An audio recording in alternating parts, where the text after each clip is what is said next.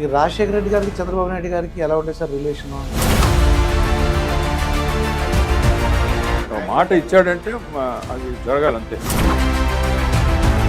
చంద్రబాబు నాయుడు గారి దగ్గర కొన్నాళ్ళు వర్క్ చేశారు, ఎన్టీ రామారావు గారి దగ్గర కూడా మీరు వర్క్ చేశారు.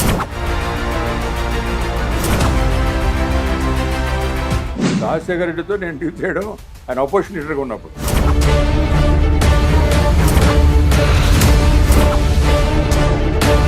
నక్సలైట్లకి ఈ ఆయుధాలు ఎలా వస్తున్నాయి? ఎంతోమంది ఛత్తీస్గఢ్ పోలీసులు మన దగ్గరలాగే చనిపోయారు.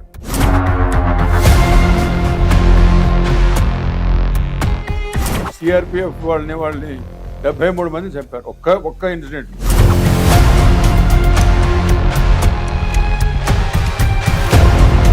ఈ సంవత్సరానికల్లా వాళ్ళు నిర్మూలిస్తాము, నక్సలిజం ఉండకూడదు.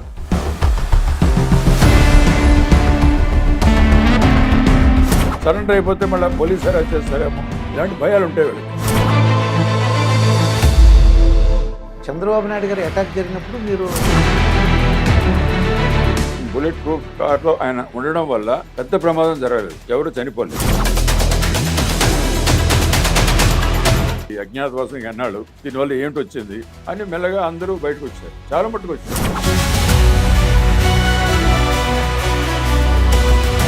ఎప్పుడన్నా ఎవరన్నా రాజకీయ నాయకుడు మీ మీద ఒత్తిడి తీసుకురావడం కానీ? 3వ అంతస్తు నుంచి కింద వరకు వచ్చేవాడు ఎవరిని సాగనంపడానికి.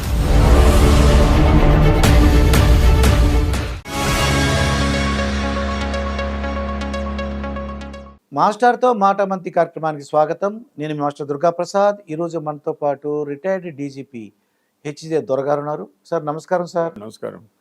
దొరగారు అంటే నిజంగా పేరెంట్స్ నేను అప్రిషియేట్ చేస్తాను సార్. అంటే ఎస్పీలని పోలీస్ అధికారులు దొర అని పిలుస్తుంటారండి, మీ పేరులోనే దొర ఉందండి. అది మా ఫ్యామిలీ నేమ్ అలాగ వచ్చింది. అది వి బిలాంగ్ టు శ్రీకాకుళం. మా ఫాదర్ హెచ్ఎస్ దొర, అప్పుడు ఎమ్మెల్యేగా ఉండేవాడు మొట్టమొదట. అలాగే ఫ్యామిలీలో ఆ దొర అని ఏదో టైటిల్ అని అంటారు. ఇప్పుడు మా మదర్ ఎప్పుడు ఏం చెప్పేవారు అంటే, నువ్వు టీచింగ్ ప్రొఫెషన్ ఉండు, పాఠాలు చెప్పు, పిల్లలతో ఉండు అని అనేవారండి. మీరు ఎలా వచ్చారు సార్ ఈ లైన్లోకి, పోలీస్ డిపార్ట్మెంట్లోకి, ఐపీఎస్? అంటే మా మదరు ఎక్కువగా, మా అంకుల్ ఒక ఆయన ఉన్నాడు పోలీస్ ఆఫీసర్గా మెడ్రాస్ ప్రెసిడెన్సీలో, మంచి పేరు ఉండేది ఆయనకి. సో మా మదర్ ఎప్పుడు అలాగ అవ్వాలి, నువ్వు ఐపీఎస్ అవ్వాలి లేకపోతే ఐఏఎస్ అవ్వాలి. మా చిన్నాన్న కూడా ఒక ఐఏఎస్ ఆఫీసర్ ఉండేవారు. సో అలాగ అవ్వాలి అని మా మదర్ ఎప్పుడు, మా నాన్నగారు చిన్న వయసులో చనిపోయారు. సో మా మదరే మమ్మల్ని పెంచి పెద్ద చేశారు. సో ఇప్పుడు ఇదే దృక్పథం ఉండాలన్నట్టు ధ్యేయం ఆవిడ నిర్ణయించారు, ఆవిడ ప్రకారం ఫాలో అయ్యారు. తల్లి కోరిక, ఆ తల్లి మనసు, తల్లి ఏం కోరుకుందో అది అయ్యారు. వెళ్ళిందో చెప్పారు సార్. అప్పుడు ఉన్నారా మీ పోలీస్ డిపార్ట్మెంట్? సంతోషించారు ఆవిడ? ఆ యూనిఫామ్లో రాగానే మిమ్మల్ని దిష్టి తీసుంటారు, దిష్టి తీయడం. చాలా సంతోషించారు. త్రూఅవుట్ మదర్ ఎక్కువగా మా ఇక్కడ ఉండేవాళ్ళు, విలేజ్లో ఉండేవాళ్ళు. మేము కూడా తరచు ఉండేటప్పుడు పొంగల్కి వాటికి అంతా వెళ్ళి కలిసేవాళ్ళం. సో ఆవిడైతే మాకు ఒక దేవత మాదిరి. తల్లి తల్లి అంటే. సరిగా ఈ కగార ఆపరేషన్ అని చెప్పేసి నక్సలైట్లపై అంటే ఎప్పుడు జరగని, మన దేశ చరిత్రలో లేని విధంగా హయ్యెస్ట్ పొజిషన్లో ఉంటే నక్సలైట్ ఒక ఆయన చనిపోయారండి. అవునవును. హయ్యెస్ట్. మా డౌట్ అంటే, సామాన్య మానవులు మా అందరికి డౌట్ ఏంటంటే, వాళ్ళకి అంచెలంచెలు భద్రతా దళాలు ఉంటాయి, కాపాడుతుంటారు, ఎలా దొరికిపోయాడు సార్ ఆయన అంటారు? అంటే చాలా డిఫికల్ట్ టెరైన్ అండి అదంతా. ఆబుజ్మడ్ అని మహారాష్ట్ర, ఛత్తీస్గఢ్ కొంచెం ఆనుకొని ఉంటాయి అవి. అది వీళ్ళకి ఒక పెట్టని కోటలాగా ఉంటుంది ఈ నక్సలైట్స్కి. కానీ ఈ మధ్యన స్పెషల్ ఫోర్సెస్ లాగా, మన గ్రేహౌండ్స్ లాగా వాళ్ళు కూడా కొన్ని స్పెషల్ ఫోర్సెస్ పెట్టి, సిఆర్పిఎఫ్ వాళ్ళు కూడా కొన్ని స్పెషల్ ఫోర్సెస్ పెట్టి, ఈ నక్సలైట్ మూమెంట్కి మనం కౌంటర్గా ఏం చేయాలి అని ట్రైనింగ్ అన్నీ ఇచ్చి, మిగతా సరంజామా అంతా చేకూర్చి, వాళ్ళ గత మీరు 6 నెలలు చూస్తే ఛత్తీస్గఢ్లో ఎంతోమంది చనిపోయారు ఎన్కౌంటర్స్లో. అంటే దాన్ని బట్టి ఏమిటి, మనకి ఇన్ఫర్మేషన్ కూడా వస్తుంది. ఇన్ఫర్మేషన్ వస్తే వీళ్ళు వెళ్ళి కొట్టగలుస్తున్నారు. అంటే ఆ చాకచక్యం, ఆ మనోస్థైర్యం, ఆ ట్రైనింగు, ఇవన్నీ కూడా వీళ్ళకి ఇచ్చారు బాగా. అంత ముందర ఎంతోమంది ఛత్తీస్గఢ్ పోలీసు వాళ్ళు మన దగ్గరలాగే చనిపోయారు. ఒక ఒక ఇన్సిడెంట్లో సిఆర్పిఎఫ్ వాళ్ళని వీళ్ళు మందుగుండు సామాను పెట్టి 73 మంది చంపారు ఒక్క ఇన్సిడెంట్లో, ఛత్తీస్గఢ్లోనే. ఒక 5 years క్రితం నక్సలైట్స్ ఎలా ప్లాన్ చేస్తున్నారు, మనకి కౌంటర్ ప్లాన్ ఎలా ఉండాలి, ఇవన్నీ నేర్చుకున్నారు. మేము నేర్చుకున్నట్టే, మేము కూడా అప్పుడు 90లో అలా నేర్చుకొని ఆ మూమెంట్ కౌంటర్ చేసాం కదా. 96, 97, 98 కల్లా 2000కి అంతా మనం పైచేకి వచ్చాం. అంతకుముందు 40 years నుంచి ఈ మూమెంట్ ఉండేది. ఏ స్థాయికి వెళ్ళారంటే పోలీస్ స్టేషన్కి అటాక్ చేసి పోలీస్ స్టేషన్లో ఉన్న మనుషులందరినీ చంపేసి వెపన్స్ అన్నీ తీసుకొని వెళ్ళిపోయిన స్థితిగుండులో ఉండేవాళ్ళు మనం. ఆ స్థితి నుంచి మనలో బయటపడడానికి మనం చాలా శ్రమపడాల్సి వచ్చింది. చాలామంది పోలీస్ ఆఫీసర్స్ మంచి వాళ్ళని కోల్పోయాం ఈ ప్రాసెస్లో. కానీ అల్టిమేట్గా మనం వాళ్ళని నిర్మూలించాం. ఛత్తీస్గఢ్ కూడా ఇప్పుడు అదే పందాలో చేస్తున్నారు. ఇప్పుడు ఏంటంటే వాళ్ళు ఈ ఆబూజ్మన్ ఏరియా మనం క్షుణ్ణంగా పరిశీలిద్దామని కొంత ఇన్ఫర్మేషన్ ఏదో ఉంది వాళ్ళకి, అక్కడ కొన్ని మూమెంట్స్ ఉన్నాయని. ఇప్పుడు టెక్నాలజీ కూడా వచ్చింది, డ్రోన్ టెక్నాలజీ అని అవన్నీ వచ్చాయి. సో వాటితో కొంచెం మనుషుల కదలికలు అవన్నీ చూసి సరే ఇన్ఫార్మెంట్స్ ఉంటారు, వాళ్ళ విషయాలు కూడా తెలుసుకొని చాలా పెద్ద ఆపరేషన్ ప్లాన్ చేశారు. ఎందుకంటే ఆబూజ్మన్ చాలా డిఫికల్ట్ టెరెన్ ఇది. అంటే 10 మంది 20 మంది వెళ్తే అక్కడ ఏం మనకు కనపడరు అసలు. సో పెద్ద చేశారు. వాళ్ళు బాగా దెబ్బతిన్నారు కనుక, మీరు అన్నది కరెక్టే, నెంబర్ 1 ఆ పార్టీలో నెంబర్ 1గా ఉన్నాడు కదా, అతను పడకముందు అతనికి చాలా బందోబస్తు ఉంటుంది. ఒక ప్లూటూనే ఉంది. అంచెలంచెలుగా ఉంటారని తెలిసిందండి. అంటే అంటే సెంట్రీస్ వాళ్ళు ఉంటారు, ఏదైనా చూస్తే అలర్ట్ చేస్తారు, ఇవన్నీ ఉంటాయి. కానీ అవన్నీ వీళ్ళు అధిగమించి వాళ్ళు అక్కడ నక్సలైట్స్ ఎక్కడ ఉన్నా ఒకరికి ఎన్కౌంటర్లో వాళ్ళందరూ చనిపోయారు. అంటే ఇప్పుడు ఈ మోడీ ప్రభుత్వం కానీ అమిత్ షా గారు వీళ్ళందరూ కూడా ఒక ఇయర్ పెట్టారు, ఈ సంవత్సరానికల్లా వాళ్ళు నిర్మూలిస్తాము, నక్సలిజం ఉండకుండా. అంటే గ్రౌండ్ సిచ్యుయేషన్ బట్టి వాళ్ళు చెప్తున్నారు, బహుశా ఇంకో 1 yearలో పూర్తిగా పోవచ్చు. బికాజ్ ఇప్పటికే వాళ్ళకి చాలా బేస్ పోయింది, కొత్త వాళ్ళు జాయిన్ అవ్వడం లేదు, పాత వాళ్ళు సరెండర్ అయిపోతున్నారు, వెపన్స్ మాకు చాలా దొరుకుతున్నాయి. సో ఇంకా మూమెంట్ ఎలా నడుపుతారు మీరు? మన తెలంగాణలో ఎలాగ వచ్చిందో వాళ్ళకి ఫీలింగ్, అరౌండ్ 2000 ఆ ప్రాంతానికి బాగా సరెండర్స్ అవుతుండేవాళ్ళు. సరెండర్ పాలసీ కూడా గవర్నమెంట్ పెట్టారు. సరెండర్ అయితే నీ జోలికి రాం, నీ బ్రతుకు, నీ మీద రివార్డు ఉంటూ కూడా డబ్బు నీకు ఇచ్చేస్తాం, నువ్వు ఏదో టీ కొట్టో ఏదో పెట్టుకో, నువ్వు బ్రతుకు, నీ జోలికి మేము రాం అంటే చాలామందికి ఆ అనుమానాలు పోయి ఎన్కౌంటర్లో వీళ్ళు కొంతమంది బతికి బయటపడతారు. కానీ వాళ్ళకి ఎప్పటికీ భయం ఉంటుంది, కొంతమంది వాళ్ళతో ఉన్నవాళ్ళు చనిపోయారు కదా, నెక్స్ట్ ట్రిప్లో మనం ఎక్కడ ఎన్కౌంటర్ అయితే మనం బ్రతుకుతామని నేను గ్యారంటీ. అందుకు ఈ మూమెంట్ ఇంకా పెద్ద ముందుకు వెళ్ళినట్లేదు. సో మనం సరెండర్ అయిపోదాం. సరెండర్ అయిపోతే మళ్ళీ పోలీస్ హెరాస్ చేస్తారేమో, లేకపోతే ప్రజలు ఎవరినైనా మనం హింస పెట్టామో వాళ్ళు హెరాస్ చేస్తారేమో, మాకు ఇలాంటి భయాలు ఉంటాయి వీళ్ళకి. అవన్నీ మేము ఉండవు, మేము కాపాడుతాం. నువ్వు పార్టీలో ఎన్ని వెధవ పనులు చేసినా నువ్వు సరెండర్ అయిపోతే మాత్రం కేసులు ఉండవు. కేసు ఉంటుంది, అది నువ్వు కోర్టులో నువ్వు చూసుకోవాలి. కానీ మా నుంచి వేధింపు ఉండదు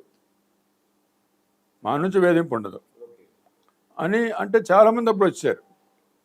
ఆ టైం సైకలాజికల్ టైం, అది మెంటల్గా వాడు కొంచెం వీక్ అయ్యి దీనివల్ల ఏంటి ప్రయోజనం అన్న టైంలో ఇవన్నీ పెడితే చాలామంది వచ్చారు. ఎందుకంటే వాళ్ళకి బయటకు వచ్చేలా ఉంది, కానీ కొంచెం భయం ఉండేది. ఆ భయాన్ని మీరు తొలగించారు. సో వాళ్ళు వచ్చి మామూలుగా ఉండి వాళ్ళ గ్రామాల్లో తిరుగుతుంటే మిగతా వాళ్ళకి కూడా మెసేజ్ వెళ్ళింది, నీవే మనకేం చేయట్లేదు పోలీసు, జనం కూడా మనకేం పట్టించుకోవట్లేదు, మనం బతకొచ్చు, ఈ అజ్ఞాతవాసం ఎన్నాళ్ళు, దీనివల్ల ఏంటి వచ్చింది అని మెల్లగా అందరూ బయటకు వచ్చారు, చాలా మట్టుకు వచ్చారు. సార్, సామాన్య ప్రజలు అడిగేది ఏంటంటే నక్సలైట్లకి ఈ ఆయుధాలు ఎలా వస్తున్నాయి, లేదంటే వాళ్ళకి తిండి అంటే వాళ్ళు తినడానికి సామాగ్రి అంటే ఫుడ్ అంటే ఆహార పదార్థాలను ఎలా వస్తున్నాయి అంటే వాళ్ళు అడవుల్లో, నేను చెప్పాను కదా, నీరున్న ప్రదేశంలోనూ కొండ ప్రదేశాల్లోనూ ఎత్తైన ప్రదేశాల్లో ఉంటారు. నీరు ఉండాలి వాళ్ళకి ముఖ్యం. తర్వాత ఈ బియ్యం అవన్నీ కూడా కొంత పట్టుకుంటారు, కొంత అయిపోతే దగ్గరున్న ఊర్లోకి ఎవరో వెళ్ళి వాళ్ళ ఇన్ఫార్మర్సు, వాళ్ళ సింపథైజర్స్ ఉంటారు, ఒకడో ఆరో, వాళ్ళకి ఎలాగో కవర్ చేస్తే వాడు తీసుకొస్తాడు. అది వీళ్ళు తెచ్చుకుంటారు, ఆ బియ్యము, తర్వాత ఏదైనా ఆయిల్స్ అని అటువంటి తెచ్చి వండుకుంటారు. తర్వాత ఎవరైనా మెడికల్గా సిక్ అయితే అది ఎక్కడో ఒక దగ్గర కొన్ని స్థావరాలు ఉంటాయి టౌన్స్లోనే, అక్కడికి వెళ్ళి మెడికల్ ఎయిడ్ తీసుకొని మళ్ళీ దళంలోకి జాయిన్ అవుతాడు వాడు, ఎక్కడో ముందు అనుకున్న ప్లేస్లో. అవి హైలీ సీక్రెట్ ఆర్గనైజేషన్. ఇవి ఎవరికి మనం చొరవ చేసుకొని చెప్పినాడని కూడా లేదు, అంత నమ్మకస్తులను పెట్టుకుంటారు వాళ్ళు. ఆయుధాలు అంటే ఇప్పుడు నార్త్ ఇండియాలోనూ కొన్ని సోర్స్ ఉన్నాయి వాళ్ళకి, బీహారు ఇలాంటి చోట్ల, బెంగాల్, కొన్ని బార్డర్ ఏరియాస్ నుంచి కూడా స్మగుల్ చేసి కొంటారు వీళ్ళు. అది కాకుండా వీళ్ళు కొన్ని టపంచాలు అని ఇవన్నీ కొన్ని, అంటే బుల్లెట్ పెట్టి నొక్కితే ట్రిగరు, అది కొంత దూరం వెళ్ళి ఎవరికైనా దగ్గర మనిషి ఎనిమిది దగ్గర ఉంటే కొంచెం ప్రమాదం చేస్తారు. అలాంటివి కొన్ని మ్యానుఫ్యాక్చరింగ్ యూనిట్ కూడా పెట్టుకున్నారు అక్కడక్కడ, ఓన్గా తయారు చేసే ఇవి కూడా పెట్టుకున్నారు. అలాగే గ్రెనేడ్స్ కూడా తయారు చేశారు, కానీ ఆ గ్రెనేడ్స్ పెద్దగా పనిచేయలేదు. తయారు చేశారు వేస్తుండేవాళ్ళు, కానీ అలా పెద్దగా అంటే ఆ టెక్నాలజీలో వాళ్ళు ఇంకా ఇది రాలేదు. తర్వాత రాకెట్ లాంచర్స్ అని అవన్నీ తర్వాత పెట్టారు అన్నారు,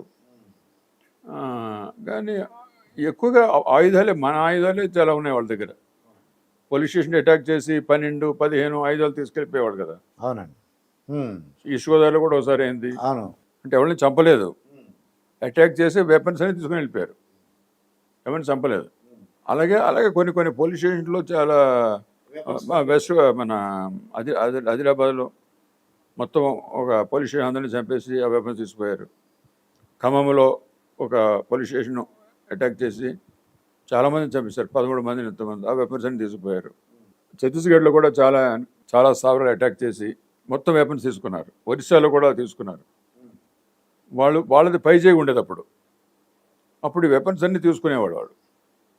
సో అలాగా ఆ వెపన్స్ అన్ని సమకూర్చుకోవడం, లైట్ మిషన్ గన్స్, మంచి వెపన్స్ అన్ని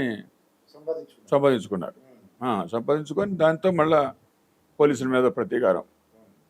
చంద్రబాబు నాయుడు గారు అటాక్ జరిగినప్పుడు మీరు అప్పుడు డిప్యూటేషన్ మీద ఢిల్లీలో ఉన్నారు. తెలిసింది ఆ తర్వాత విషయం అండి మీకు? తర్వాత తెలిసింది. యాక్చువల్లీ నేను అక్కడ బుల్లెట్ ప్రూఫ్ కార్ ఒకటి పెట్టాను తిరుపతిలో, విశాఖపట్నంలో బుల్లెట్ ప్రూఫ్ కార్స్. ఆ బుల్లెట్ ప్రూఫ్ కార్లో ఆయన ఉండడం వల్ల పెద్ద ప్రమాదం జరగలేదు, ఎవరు చనిపోలేదు. ఏదో కొంతమందికి గాయాలైనాయి, ఇవన్నీ. సీఎం ఫ్రంట్ సీట్లో ఉన్నాడు, కానీ అది కూడా ఆయన పెద్దగా లేదు. తెలంగాణ డిస్ట్రిక్ట్స్కి బుల్లెట్ ప్రూఫ్ వెహికల్స్ ఇద్దామని ప్రపోజల్ నేను పెడితే సరే అన్నారు. సో దాంతోపాటు నేను ఏమన్నా అంటే హైదరాబాద్లో 2 పెడదాం, విశాఖపట్నం, విజయవాడ, తిరుపతి. ఎందుకంటే మన నాయకులే కాదు, గవర్నమెంట్ ఆఫ్ ఇండియా నుంచి కూడా చాలామంది వస్తారు. ఓ చీఫ్ జస్టిస్ వస్తాడు, ఓ సెటిల్ మినిస్టర్ వస్తాడు. ఇలాంటి టైంలో వాళ్ళు పెట్టుకోవడం మంచిది కదా అని నేను పెట్టాను. అవి ప్రపోజల్ పెట్టారు మీరు? అవి యాక్సెప్ట్ చేశారు గవర్నమెంట్. సో ఆ బుల్లెట్ ప్రూఫ్ కార్లు ఆయన ఉండడం వల్ల ఆ టైంలో ఆయనకి ఏమలేదు. మామూలు కార్ అయితే అసలు క్వశ్చనే లేదు. అంటే మా సామాన్య ప్రజలు ఏమంటారంటే, మా ఇన్ఫర్మేషన్ ఇంటెలిజెన్స్ ఉంటారు కదా సార్, వాళ్ళు ముందే పసిగట్టలేపారంటారా ఈ చంద్రబాబు నాయుడు గారి దాడి? చెప్పారు ప్రతిదీ పసిగట్టడం కష్టం అండి, ప్రతి విషయం కూడా. బట్ ఆ దాడిలో ఏమైనా జరగవచ్చని చాలా చెక్ చేస్తారు. అవన్నీ చెకింగ్స్ అన్నీ అయినాయి అప్పటికి. అయితే అక్కడ వైర్లు కానీ అలాంటివి ఏమీ లేవు. ఇదేంటంటే ల్యాండ్ మైన్ కాదు, క్లేమో మైన్. బుషెస్లో అక్కడ పెడతారు సైడ్లో, అది వచ్చి కారు కొడుతుంది, చాలా పవర్ఫుల్గా కొడుతుంది. బుల్లెట్ ప్రూఫ్ కారు కనుక అది ఆగింది, కారు పడిపోయింది. కానీ లోపల ఉన్న వాళ్ళకి పడిపోవడం వల్ల వెనకాల ఉన్న వాళ్ళకి కొన్ని దెబ్బలు తగిలాయి. తెరబడిపోయింది అంటారు కదా, దాని ఇంపాక్ట్ అంత ఇంపాక్ట్ అది. దానివల్ల కొన్ని దెబ్బలు తగిలాయి, కానీ ఎవరికి ప్రాణ నష్టం అనేది జరగలేదు. ఇప్పుడు గ్రే హౌండ్స్ అని కొత్తగా మీ ఆధ్వర్యంలో ముందే ఉండేదండి గ్రే హౌండ్స్. ఉండేది. దాన్ని యాక్టివేట్ చేసాం మా టైంలో. టైంలో యాక్టివేట్ చేశారు. మళ్ళీ వాళ్ళకి బాగా ట్రైనింగ్ ఇచ్చి, మళ్ళీ మంచి యంగ్స్టర్స్ని ఇచ్చి, అందరికీ ట్రైనింగ్ ఇచ్చి బాగా, అప్పుడు మంచి ఉత్సాహంతో పనిచేశారు వాళ్ళు. రివార్డ్స్ ఇచ్చి అవన్నీ గవర్నమెంట్ ఒప్పుకున్నారు వీటన్నిటికి కూడా. అవునండి. అందుకు యాక్సిలరేట్ ప్రమోషన్స్ అని ఇలాంటివన్నీ ఇవ్వడం వల్ల వాళ్ళు ఉత్సాహంగా పనిచేశారు. మాకు కాకినాడ దగ్గర ఆంజనేయులు గారు ఉండేవారండి. ఆ, ఆంజనేయులు ఏంటంటే అతను కానిస్టేబుల్గా ఉండి ఏదో నక్సలైట్లు బాగా ఎన్కౌంటర్ స్పెషలిస్ట్ అంట ఆయన. ఆ, అయితే ఆయనకి సిఏ ప్రమోషన్, ఎస్ఏ ప్రమోషన్ ఇచ్చారు. CI అయి ఉంటాడు. చాలా అంటే ఏంటంటే వాళ్ళకి ఎంకరేజ్మెంట్ అనమాట. ఎంకరేజ్మెంట్ అంటే కానిస్టేబుల్, హెడ్ కానిస్టేబుల్ అయిపోతే అక్కడ నుంచి SI అవ్వడం, రిటైర్ అయినప్పుడు CI అవ్వడం అది జరిగిపోద్ది. లేకపోతే అతను మహా అయితే రిటైర్ అవ్వముందు SI రిటైర్ అవుతాడు. అంటే చాలా యాక్టివ్ మనిషి అయితే, పరీక్షలు పాస్ అయ్యి ఇవన్నీ అయితే అవుతాడు. లేకపోతే కానిస్టేబుల్, హెడ్ కానిస్టేబుల్ రిటైర్ అయిపోతాడు అంతే. ఇప్పుడు గ్రే హౌండ్ అనేది మీరు డెవలప్ చేశారు. బాగా బాగా మీరు దాన్ని యాక్టివేట్ చేశారు. అంటే ఏ విధంగా ముఖ్యంగా వాళ్ళకి ఏంటంటే అంటే పోలీస్ ట్రైనింగ్ కానీ ట్రైనింగ్, ఈ మిలిటరీ ట్రైనింగ్ ఇచ్చాం. మిలిటరీ ట్రైనింగ్ ఇచ్చారండి. ఎందుకంటే నక్సలైట్స్ ఆ ప్లాన్స్తో చేస్తున్నారు, అటాక్ చేశారు. మీ పోలీస్ స్టేషన్ నేను డీజీ అయినా కొన్ని ఖమ్మంలో పోలీస్ స్టేషన్ అటాక్ చేశారు. సో అక్కడ వెళ్ళి స్టడీ చేసి వాళ్ళ ప్లాన్స్ ఎలా ఉన్నాయి, మనకి ఎలాగ అటాక్ చేస్తారని అది స్టడీ చేసి దానికి కౌంటర్గా మనం తీసుకోవాల్సిన మెజర్స్ ఏంటి అన్నీ మనం మనుషులు చెప్పి, మా ఆఫీసర్స్కి, మెన్కి, ఈ గ్రౌండ్స్కి, సో మనం ఎలాగ ఇన్ఫర్మేషన్ రాబట్టాలి, ఎలాగ అటాక్ చేయాలి, ఇలాంటివన్నీ. మా డౌట్ ఏంటంటే మాలాంటి వాళ్ళకి మీ మనసులో భయం ఉండదండి? అంటే నక్సలైట్లు ప్రతీకార చర్య ఉంటుంది, మీ మీద అటాక్ చేస్తారు, పగబడతారు అంటే అది వాళ్ళు తప్పకుండా పగబడతారు. కానీ మరి మేము తీసుకోవాల్సిన జాగ్రత్తలు మేము తీసుకోవాలి. ఇప్పుడు వ్యాసులో ఫ్యామిలీ మెంబర్స్ ఉంటారు అనుకోండి, ఎందుకండి వద్దండి ట్రాన్స్ఫర్ చేయించుకోండి. అది కరెక్ట్ కాదు. ఎందుకంటే పోలీస్ డిపార్ట్మెంట్లో వచ్చాక ఇలాంటి ఒడిదుడుకులు ఉంటాయి, ఇలాంటి హజార్డ్స్ ఉంటాయి, ఇలాంటి ప్రమాదాలు ఉంటాయి అని మాకు తెలుసు తెలుసు తెలుసు కానీ మేము మా డ్యూటీ మేము చేయాలి అంతే. అంతే. అది ఇంక భగవంతుడు తీసుకోవాలి, రక్షించాలి మనకి.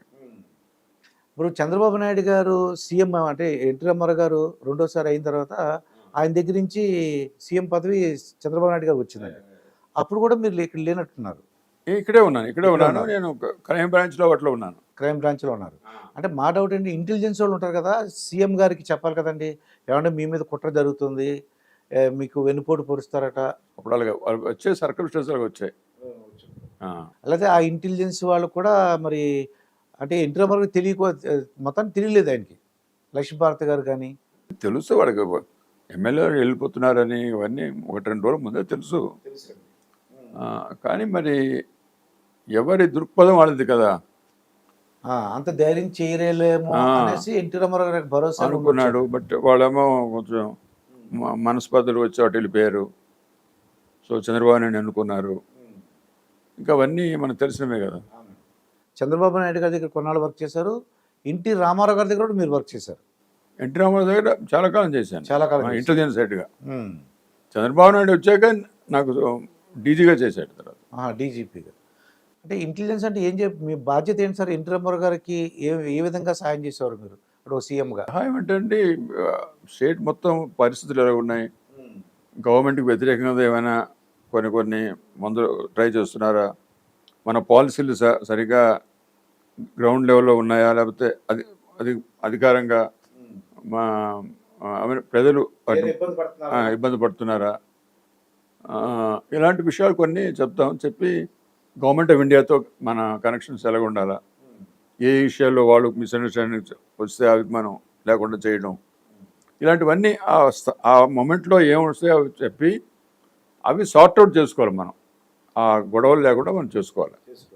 దానికి ఏం చేయాలి, మళ్ళీ ఎవరితో మాట్లాడాలా, ఏం చేయాలా, రాజకీయం అయితే ఎవరితో మాట్లాడాలా, అధికారులతో అయితే ఎవరితో పిలిచి మనం మీటింగ్లు పెట్టాలా, అన్నీ ఇలాంటివన్నీ. మరి ఎన్టీ రామారావు గారు ఎప్పుడన్నా మీకు ఇంటెలిజెన్స్ చీఫ్గా ఉన్నారండి, అప్పుడు అక్రమ కేసులు పెట్టమని కక్ష ఆయన పాపం అలాంటి ఆలోచన లేదానికి, కక్ష అనేది లేదానికి, కక్ష పూరితం కదా, కక్ష అనేది లేదు అనేవాడు కూడా ఆయన. ఈ కక్ష వహించడం చాలా తప్పండి అని తప్పని అన్నారు. అనేవాడు ఆయన. ఆ. అంటే ఇప్పుడు ఈ రాజకీయాలు మీరు చూస్తూ ఉంటారు, చంద్రబాబు నాయుడు గారు జైల్లో పెట్టడం కానీ. అవునవును అవునవును అవును, అన్నీ చాలా రాష్ట్రాల్లో జరుగుతున్నాయి. కానీ అప్పుడు వాళ్ళు అలాగా కాదు. వెంకటరావు గారు కానీ, విజయభాస్కర్ రెడ్డి కానీ, వాళ్ళు అసలు అలాంటి ఒప్పుకునేవారు, అలాంటి పనులే చేసేవాళ్ళు కాదు వాళ్ళు. అంటే అక్రమ కేసులు పెట్టమని అసలు ఏదన్నా మీకు రూల్ పొజిషన్ కాకుండా ఏదో అక్రమంగా పెట్టమన్న కేసు సందర్భాలు ఏమైనా ఉన్నాయా? ఏం లేవు లేవు ఏమీ లేవు. లేవు లేవు ఒక ఎప్పుడైనా ఎవరైనా రాజకీయ నాయకుడు మీ మీద ఒత్తిడి తీసుకురావడం కానీ లేదు లేదు లేదు. ఒత్తిడి తీసుకొచ్చినా మేము చాలా ఫ్రాంక్గా చెప్పేవాళ్ళం, చెప్పేసేవారు? చేయలేమండి, కరెక్ట్ కాదని. కరెక్ట్. వాళ్ళు మిస్అండర్స్టాండింగ్ చేసుకునేవాడు కాదు. ఎందుకంటే వాళ్ళ సబార్డినేట్స్ వాళ్ళ గ్రూప్ వాళ్ళు ఎవరో ఒత్తిడి చేస్తారు, ఆయనకు ప్రమేయం ఉండదు, అతను మనకు చెప్తాడు, సార్ ఇది విషయం ఇలాగ ఉంది, దీని ఫ్యాక్ట్స్ ఇలాగ ఉన్నాయి, మనం ఇది చేయలేము సార్, చేస్తే అక్కడ మనకి చాలా చెడ్డ పేరు వస్తుంది జనంలో, వాస్తవాలు ఎలాగ ఉన్నాయని అంటే సరేలేండి అని వదిలేసేవాడు. మనం చెప్పాల్సింది మనం చెప్పాలా. అంటే నాకు తెలిసినంత వరకు వీళ్ళు ఏం చేస్తున్నారంటే అంటే నువ్వు నా మాట వినలేదు కాబట్టి నీ పొజిషన్ లేకపోతే నేను ట్రాన్స్ఫర్ చేసి పడేస్తాను అంటున్నారండి. ఇప్పుడున్న భయపడుతున్నారు ఎందుకో. అది మనం బట్టే ఉంటుందండి. అన్ని రాజకీయ నాయకులు మనం అనడం కూడా కరెక్ట్ కాదు. మనమే వాళ్ళకి ప్లీజ్ చేయడానికి కొన్ని వెధ పనులు మనం చేస్తున్నాం, వాళ్ళని సంతోషపెట్టడానికి. ఎందుకు మన తెలంగాణ సీఎం రేవంత్ రెడ్డి ఓపెన్గా అన్నాడు, ఒక తప్పు చేయమంటే 4 తప్పులు చేసేదాం సార్ ఒకేసారి అంటున్నారు. ఇప్పుడు ఒక తప్పు చేస్తే సార్ అలాగే చెప్పారు కదా, 4 తప్పులు చేశారు ఇలా మాకు చెప్తున్నారు. ఇప్పుడు వీళ్ళు ఏసీ గదులు కదలటం లేదు, జనంలోకి వెళ్ళటం లేదు ఆఫీసర్స్ ఇవాడ అని ఆయన 2-3 సార్లు అన్నాడు పాపం, చెప్పారు. అవునండి. సో మనం పని మనం చేసి కరెక్ట్గా దానిపైన ఆయన ఏదైనా చెప్తే, ఏ రాజకీయ నాయుడు కానీ ఎవరైనా ఈ వాస్తవాలు ఎలాగున్నాయి సార్, ఇది ఉంది, ఇది మనం చేయడం అవ్వదు, ఇప్పుడు లాకి వ్యతిరేకం, ఎవడం మళ్ళీ కోర్టుకు వెళ్ళా మళ్ళీ మీకు చెడిపోయారు అని మనం నచ్చ చెప్పడంలో తప్పేం లేదు. నచ్చ చెప్తారు. మనం ఒక స్టాండ్ తీసుకోవాలి. సీనియర్ ఆఫీసర్ అన్నవాడు స్టాండ్ తీసుకోండి, సరే సరే ఇంకేముంది చేసేద్దాం అని నేను నా ఇన్స్పెక్టర్ చెప్తే వాడు ఏదో కింద మీద ఇప్పుడు చేస్తాడు. బట్ అది ఆయనకి చెడ్డ పేరు, మాకు చెడ్డ పేరు, అందరికీ చెడ్డ పేరు, జనంలో వాల్యూ తగ్గిపోతుంది. మీరు విన్నారా లేదు మరి, ఆంధ్రప్రదేశ్లో పిఎస్ఆర్ ఆంజనేయులు కానీ, విశాల్ గున్ని గారని, కాంతిరాణి టాటా, వీళ్ళందరూ కూడా పిఎస్ఆర్ ఆంజనేయులు గారు అయితే జైలుకి వెళ్ళారండి. ధనంజయ రెడ్డి గారు ఆఫీసర్లు అండి, మీరు పేరు విన్నారు లేదు. అలాగే కృష్ణమోహన్ రెడ్డి గారు. అది ఇప్పుడు అంటే ఈ పేపర్స్లో చదవడం నాకు పెద్దగా తెలియదు. వీళ్ళు బాధేస్తుంది. ఏంటి మన ఎందుకంటే ఆఫీసర్కి మంచి పేరుతో మంచి కీర్తితో బయటపడాలా, మరి వాళ్ళే తప్పులు చేసి జైలుకి వెళ్తుంటే మాలాంటి వాళ్ళకి చాలా బాధ కదండి. అలాంటి స్థితి ఎందుకు వచ్చిందని. నేను ఎల్వి సుబ్రహ్మణ్యం గారు చీఫ్ సెక్రటరీగా, ఆయన మాజీ చీఫ్ సెక్రటరీ, ఆయన ఇంటర్వ్యూ చేశాను అన్నమాట. సరే జగన్మోహన్ రెడ్డి గారు చెప్పినట్టు చేసేయచ్చు కదా అని అడిగానండి. లేదండి, రిటైర్డ్ అయిన తర్వాత నా ఫ్రెండ్స్, మా కుటుంబ సభ్యులు అందరితో మాట్లాడాలి కదా, నువ్వు ఎంత చెడ్డ నాతో మాట్లాడటం మానేస్తారు, నాకు చెడ్డ పేరండి, అందుకే నేను చేయనని చెప్పేసానని చెప్పారండి. అప్పుడు ఆయన్ని ఏదో ఒక పక్కదానికి, అంటే దానికి పేరు ప్రఖ్యాత లేని పోస్ట్ పక్కన పెట్టారు. ఒక ఆఫీస్లో ఏదో బాపట్లలో సేమ్ ర్యాంక్ ఉంటుంది కానీ ఎవరు ఉండరు. కానీ ఈ పిఎస్ఆర్ ఆంజనేయులు గారు చూస్తుంటే చాలా బాధ అనిపించింది సార్. అయితే ఆయన జైలు కూడా వెళ్ళాడు సార్. డీజీపీ ఎవరైనా ఒక ఐపీఎస్ ఆఫీసర్ ఒక తప్పు చేసి ఇంకొక ఆఫీసర్ అతను అరెస్ట్ చేస్తే అంటే నాలాంటి వాళ్ళకి బాధగా ఉంటుంది కదా. ఎందుకంటే మంచి పేరు తెచ్చుకొని మంచి పనులు చేయాలి, కానీ మనమే తప్పు చేసి జైలుకి వెళ్తే మనకి ఇంకా నాయకత్వం ఏముంటుంది మనకి. అంటే జగన్మోహన్ రెడ్డి గారు చిన్న మీటింగ్ పెట్టారంటే, ప్రెస్ మీట్లో మాట్లాడితే ఏమన్నారంటే అండి, ఆయన పిఎస్ఆర్ ఆంజనేయులు గారి పిల్లల వివాహం జరుగుతుంది, ఇటువంటి పొజిషన్లో అరెస్ట్ చేశారు అని బాధపడ్డాడండి జగన్మోహన్ రెడ్డి గారు. అసలు ధనంజయ రెడ్డి గారి పిల్లలు కానీ, కృష్ణమోహన్ రెడ్డి పిల్లలు కానీ, ఎవరు వీళ్ళందరూ కూడా గోవిందప్ప గారి పిల్లలు ఏదో మ్యారేజ్ చేస్తున్నారంట. ఆ మ్యారేజ్ ప్రపోజల్స్ ఉన్నారు పిల్లలవి. ఆయన కొద్దిగా ఆయన బాధపడ్డారు. అంటే తప్పు చేసినప్పుడు అంటే మీరు ఆ పిల్లలు ఏంటి, అవన్నీ ఉండవు, పిల్లలు ఏం చేస్తున్నారు అవన్నీ ఎలా చూస్తారండి. ఆ మూమెంట్లో మనకి డాక్యుమెంట్స్ దొరికి సాక్ష్యం దొరికితే ఆటోమేటిక్గా మరి వాళ్ళ మీద కేసు పెడతాం కదా. కేసు పెడతారు. అంటే వాళ్ళు ఏమంటున్నారంటే పిల్లలకు అంటే మ్యారేజ్ ఉంది, అబ్బాయి మ్యారేజ్, సరే అది దురదృష్టం, అది అలాంటి పరిస్థితి రాకూడదు, అదే నేను అంటున్నాను. అలాంటి పరిస్థితి రాకూడదు, రాకూడదు, తెచ్చుకోకూడదు. అది తెచ్చుకోకూడదు. కరెక్ట్. అన్యాయంగా అక్రమంగా అంటే ఆయన మీద చాలా ఆరోపణలు వచ్చేసినాయి అన్నమాట అండి. ఏపీపీఎస్సీ చైర్మన్గా ఉండి ఏదో పేపర్ల దగ్గర ఉండి దిద్దించేశారు, ఏవో రకరకాల మాట అండి. అది నిజంతో మనకు తెలియదు అనుకోండి. మనకు తెలియదు. అదే కానీ మీలాంటి ఆఫీసర్ని చూస్తుంటే నాకు చాలా ఏంటి ఇంత స్ట్రిక్ట్ ఆఫీసర్లు, మీరు దొరగారు ఇలా మాట్లాడారు, వీళ్ళు ఇలా అరెస్ట్ అయ్యారు ఏంటి అనిపిస్తుంది మాకు. మీరంటే గౌరవప్రద అంటే 10 మందికి కూడా ఎంతో గౌరవం చూడగానే ఎంతో గౌరవించేవారు. వెంగళరావు గారి దగ్గర కానీ వెంగళరావు హోమ్ మినిస్టర్ ఉండేవాడు. అప్పుడు కూడా మాకు బాగా పరిచయం. తర్వాత సీఎం అయ్యారు. సో ఏవో విషయాలు చెప్తుంటే మేము ఉన్నది ఉన్నట్టు చెప్పేవాళ్ళం. మేము ఏం అసలు మాకు అధైర్యమే లేదు. ఉన్నది ఉన్నట్టు సార్ ఇది ఉంది మన ఇది కుదరదు అని అంటే సర్లేండి వదిలేది అనేవాడు వెంకటరావు గారు. ఎంతమంది ముఖ్యమంత్రులు అంటే మీరు ఈ డిపార్ట్మెంట్కి వచ్చిన తర్వాత ఎంతమంది ముఖ్యమంత్రులు చూశారు సార్? స్టార్టింగ్ ఎవరున్నారని ముఖ్యమంత్రిగా? బ్రహ్మానంద రెడ్డి. బ్రహ్మానంద రెడ్డి గారు. తర్వాత పివి నరసింహరావు గారు. పివి నరసింహరావు గారు నాకు బాగా పరిచయం. ఉన్నాయి. బికాజ్ వరంగల్ వచ్చేసాం కదా. ఓకే. ఆయన ఊరే వరంగల్. వరంగల్ ఎప్పుడు వచ్చేవాడు, కూర్చునేవాడు ఆయన. తర్వాత నేను డిఏజీ కూడా వరంగల్ చేశాను. ఓకే. సో ఎప్పుడు వెళ్ళి ఆ టీపీకి వెళ్ళినా రా కూర్చో అనేవాడు. అంటే ఇప్పుడు అక్కడ హోమ్ మినిస్టర్ నిలబడితే వీళ్ళు నిలబడక్కలేదండి, రా కూర్చో. ఆయన కూర్చోమనేవాడు. ఆయన కింద కూర్చునేవాడు పివి నరసింహరావు. ఆయనకి మంచం అది నడుము నొప్పి ఏదో ఉందని నేను యూనిఫామ్లో వేసుకొని వెళ్ళేవాడిని. సో కుర్చీ వేయించేవాడు నాకు. నువ్వు కూర్చొని యూనిఫామ్లో ఉన్నావు, కూర్చో అక్కడ అని వెళ్తూ ఒక గంట సేపు మాట్లాడేవాడు ఏవో విషయాల మీద. పివి నరసింహరావు గారు, తర్వాత జలగ వెంగళరావు గారు. ఆయన స్టైల్ ఎలా ఉంది సార్ ముఖ్యమంత్రిగా? జలగ వెంగళరావు గారు ఎలా ఉంది సార్? చాలా గొప్ప ముఖ్యమంత్రి. వెంగళరావు చాలా అంటే ఆయనకి క్లియర్ పిక్చర్ ఉందండి. ఏం చేయాలి, ఏం చేయకూడదు, స్టేట్ని గ్రోత్ ఎలా పెంచాలా, అలా క్లియర్గా ఆయన మైండ్ ఉంటే ఆఫీసర్కి చాలా సుఖం. దాని ప్రకారం వెళ్ళిపోతాం మేము. వెంకటరావు విషయంలో అది చాలా క్లియర్గా ఉండేది.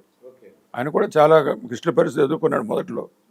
తర్వాత ఇందిరాగాంధీ సపోర్ట్ అది ఉండేది, పుంజుకున్నాడు. ఆయన కూడా 5 years ఉన్నాడు. తర్వాత పివి నరసింహారావు అనుకుంటాను. అప్పుడు మన ఆంధ్ర స్టేషను గొడవల్లో మళ్ళీ ప్రెసిడెంట్ రూల్ అది పెట్టారు. ఆయనకి చాలా పెద్ద పేరు ఉంది ఢిల్లీలో. డిఫెన్స్ సెక్రటరీ చాలా కాలం చేశాడు. సరైన తర్వాత మళ్ళీ పాపులర్ గవర్నమెంట్ వచ్చినాక వెంగళరావు సీఎం అయ్యారు. మధ్యలో బాగా ఎవరు బాగా మాట్లాడేవారు సార్ సీఎంలు?